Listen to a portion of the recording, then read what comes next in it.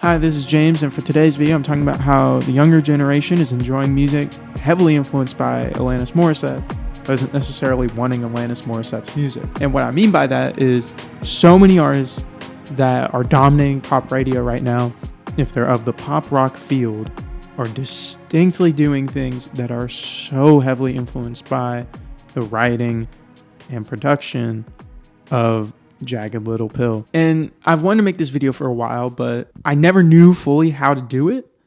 And I'll admit, even now, it was kind of hard to make an outline for this because there's not that many discussion points, because to me it's so apparent and so obvious, and it's hard to say without just being like, listen to the music and you'll hear it. But what really made me want to make it was I was listening to this Conan Gray song that's on radio right now, because I try to listen to radio sometimes to see what's getting play. And I think the song is called Speak Up, or at the very least that's in the chorus. But the intro and first verse of the song to me were like so distinctly that sound. And it just struck me because normally when people reference Alanis, it's in the way that they write. And when you think about that, you think of a sort of somewhat vindictive, purposefully saying kind of edgy things, but still in a safe way. It's a sort of writing that I think Taylor Swift in like a certain time period was very much kind of filling that space, which is like kind of playful in a way pop music that was like a little subversive, but in actuality, not at all. I want to say this is not in any way meant to like disparage that type of music or criticize it in a negative sense. I'm saying that is just the space it filled. And I think that debut album from Alanis is like perfect. And there's a lot of great songs by Taylor Swift like during that time. I'm talking about mainly like certain songs off of 1989 and then like into Reputation. Somewhat subversive pop music is really what it is, but it's not actually subversive. It's mainly just kind of vindictive lyrics that might rub some people the wrong way, or some people might view it as edgy. The Conan Gray song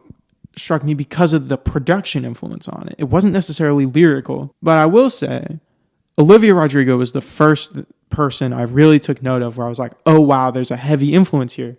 And I think it really fits how she writes and what she writes about. Because when you think of like what would be relatable to someone like Olivia Rodrigo, it's like, it really makes sense that she'd reference Alanis through her music. Because how many women songwriters were really accepted in the pop rock space in the late 90s that weren't like Hole and Courtney Love? And even then it's like, how accepted were they? Like, you know, like it is weird to say because like there are so many beloved artists now, but it's like they weren't really viewed as part of the full mainstream, you know? And like it was only really Alanis that got a certain type of mainstream appreciation and radio play that like only really happened when Hole went very pop, or like if it was viewed as more folky and acoustic and Americana-ish. And like when those are the two sounds, it's like Hole doing pop music or this kind of like very, very poppy Americana singer-songwriter-y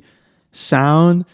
It makes sense why it's like you would want to reference, if you're trying to make somewhat edgier music that's still pop, Alanis Morissette. And plus, like, the music is just really good. And yeah, so it makes sense why, like, the way that Olivia Rodrigo will, like, curse in a song but wait till specific moments, like, that's very reminiscent to me of the sort of like way in which Alanis delivers certain lines in a way that's meant to be like just sit with you. And like if you're someone that listens to a lot of alternative music, it might not necessarily hit you because you're like, it's whatever, it's a sort of lyric you'd hear regularly. Whereas if you're someone who's just like a casual pop radio listener, it might cause you to be like, oh, I didn't know you could say that. I think it's kind of a pretend thing that goes on. Like it's very much like playing into a certain type of bit, but it's very much something that like a lot of TikTok hits for a period of time were doing. Like when you think of Gayle and the whole ABCDEFU, like that sort of thing, I think that's sort of like a bastardization of it,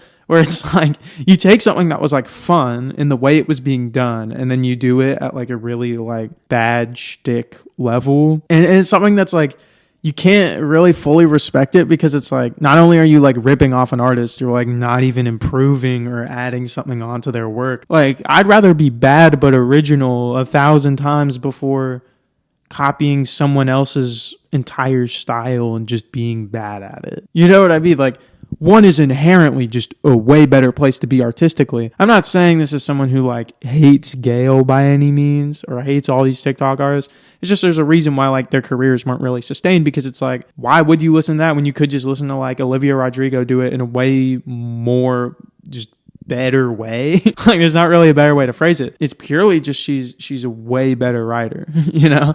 And to think about like who's being regarded as like the best in that pop rock space and how they're referencing Alanis, you know, like, and Biba Doobie is someone who I really like, and I think she's someone who's very much respected in the pop rock space right now. And I mean, she could not be more kind of openly influenced. And I'm not talking about her last album as much. I'm talking about her album before that, Beatopia, I think is what it's called, something along those lines. I really like the project. I think it was produced in part by like George Daniel, one of my goats. And I mean, even in her new album, was produced by Rick Rubin, it very much sort of had that sound. There was something, you know, I'm glad that carried over. And then when you think of like some of the worst artists though, and that aren't even TikTok artists, are still referencing Alanis.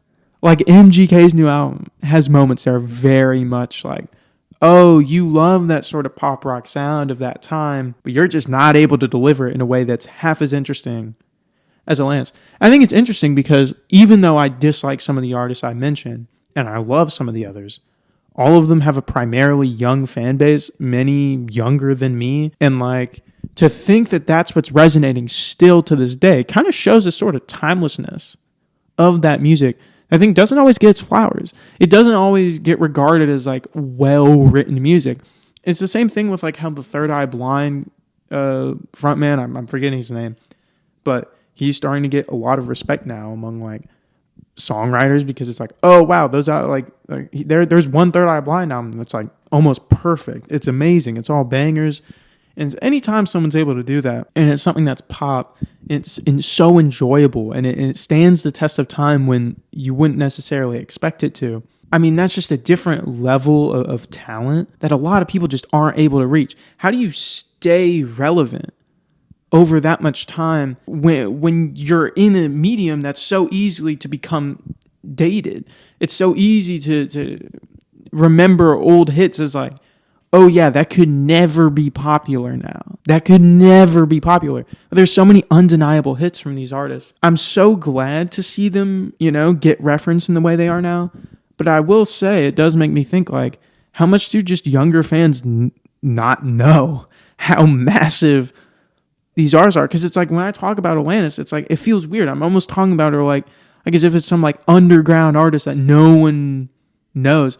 But it's like everybody knows. Like everybody knows. And that's what's so crazy to me about it. Is it almost feels sometimes like whenever I listen to an artist that's so clearly influenced by her, all I can think is like, how aren't people talking about, like, how aren't people just being like, oh yeah, it's like kind of a clone a little bit, you know? Like, I truly don't know why. I don't know if it's just because like her career died down in the way it did. She had a debut album that was so big, nothing could possibly follow it up. But I don't know. If this is something you find interesting, let me know in the comments. I know I'm kind of wrapping this video earlier than I do some of my other topics, but something that I truly just believe is like, just listen and you'll hear it. And when you hear it, you can't stop hearing it for so many artists that are popular right now. So yeah, I don't know, listen to Jagged Little Pill again, realize how great of an album it is, and then listen to some of these newer artists and be like, wow, they're really just doing her shtick, but a lot of times not as good. Thank you so much for watching. Leave a comment, like and subscribe, all that stuff. Thanks.